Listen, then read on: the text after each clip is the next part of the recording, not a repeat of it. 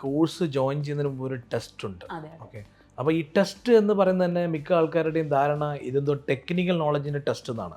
വളരെ സിമ്പിളായിട്ടുള്ള 10-25 ചോദ്യം. ഓക്കെ, ഏത് ബികോം ഗ്രാജുവേറ്റിനും അത് ടെസ്റ്റ്. പക്ഷേ ആ ടെസ്റ്റിൻ്റെ പ്രോസസ്സാണ് നമ്മുടെ വ്യത്യാസം. ടെസ്റ്റിൻ്റെ പ്രോസസ്സിൽ കൂടി നമ്മൾ ചെക്ക് ചെയ്യുന്നത് ആളുടെ ആറ്റിറ്റ്യൂഡാണ്. 10ാം ക്ലാസ് തോറ്റ ഒരാളെയും നമുക്കിത് പഠിപ്പിക്കാൻ പറ്റും. നത്തിങ് റോക്കറ്റ് സയൻസ് അല്ലേ. Education is not rocket science. Anybody can be trainable and train ചെയ്ത് നമ്മൾ അവരെ സക്സസ് ആക്കാനും പറ്റും. പക്ഷേ ആറ്റിറ്റ്യൂഡുള്ള കുട്ടികളെ പഠിപ്പിക്കാൻ ഭയങ്കര ബുദ്ധിമുട്ടാണ്. ഒരു എംപ്ലോയ്മെൻറ്റ് എന്ന് പറയുന്നത് ഇൻസ്ട്രക്ഷൻ ഫോളോ ചെയ്യലാണ് അല്ലേ. നമ്മളൊരു കമ്പനി ജോലിക്ക് പോകുമ്പോഴും എംപ്ലോയർ പറയുന്നു, എംപ്ലോയി ചെയ്യുന്നു എന്നതല്ലാതെ ഇൻസ്ട്രക്ഷൻ ഫോളോ ചെയ്യുന്ന ഒരു പരിപാടി ഉണ്ടല്ലോ. ഇപ്പോഴത്തെ കുട്ടികൾക്ക് ചിലപ്പം ഇൻസ്ട്രക്ഷൻ ഫോളോ ചെയ്യാൻ താല്പര്യം ഉണ്ടാവില്ല. നമ്മളിപ്പോൾ ടെസ്റ്റ് കൊടുത്തു, അവർ ടെസ്റ്റ് എഴുതണം, തിരിച്ച് തരണം അല്ലേ. നമ്മളത് ഫോൺ വിളിച്ച് ചോദിക്കും, നിങ്ങൾ എഴുതിയോ, ഞങ്ങൾ എഴുതി. അങ്ങനത്തെ ഒരു ഫോളോ അപ്പ് കമ്മ്യൂണിക്കേഷൻ നടക്കുന്നുണ്ട്.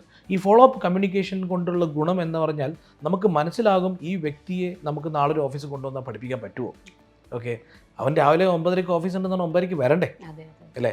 10 മണിക്ക് ഓഫീസ് വന്നിട്ടില്ലെങ്കിൽ അവനെ വിളിച്ച് അന്വേഷിച്ച് കഴിഞ്ഞാൽ അവനെ അന്വേഷിച്ചു നീ എവിടെയാണ് ഉള്ളതെന്ന് വെച്ചാൽ അവൻ ഫോൺ എടുക്കണമല്ലോ. ഈ ഫോൺ എടുക്കുക, വരണം എന്ന് പറയുന്ന ആ ഒരു മിനിമം ലെവൽ ആറ്റിറ്റ്യൂഡ് ചെക്ക് ചെയ്യാനാണ് നമ്മുടെ ടെസ്റ്റ്. അല്ലാണ്ട് ടെക്നിക്കൽ നോളജ് ടെസ്റ്റ് നടത്തിയിട്ട് ഞാൻ സ്പെഷ്യൽ 40 ക്ലാസ് എടുക്കുക എന്ന് പറഞ്ഞാൽ ഇവിടെ ആരെയും പഠിപ്പിക്കാൻ പറ്റില്ല കേരളത്തിൽ.